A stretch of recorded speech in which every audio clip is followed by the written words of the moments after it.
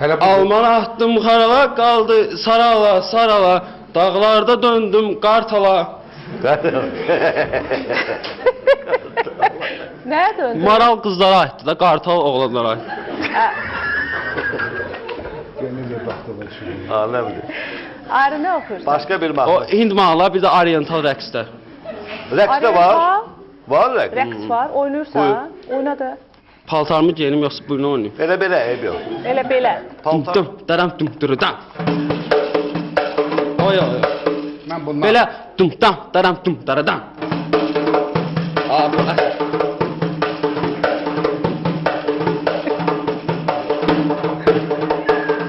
O yerində belə dang, dang, dang. Ay Allah. Bir də Hind musiqisi. Hə, Meşal de nehi anay paytanam anay konta konta. Sözlər yadımdan çıxır. Ha, senin ya. Allah. sonra nə bilirsən? Şeir bax gedir. Özün yazırsan? mən özüm yazmıram. Vacibdir, yazmaq lazımdır. Yox.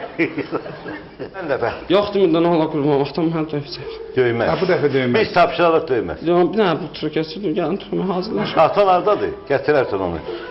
Gəlin turuma hazırlaşıb gələcəm, bir dənə. Gönül de hazırlaşarsın. Bu aslında deyir. Gələn dəfə. Gel. Mən ola bu dəfə həndin gəlində. Yoksa biz seni gel. Mənə bak. Biz seni keçirsək atom bizi döyer.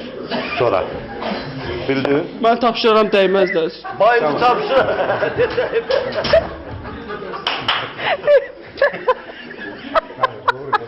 Buyur, vaxtı gedir. Nə oldu? Mən yoxdur, mənə nə oldu?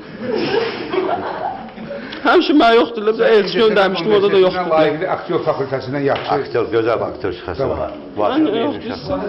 Git, git. Əylə deyir, özün işləyə deyir.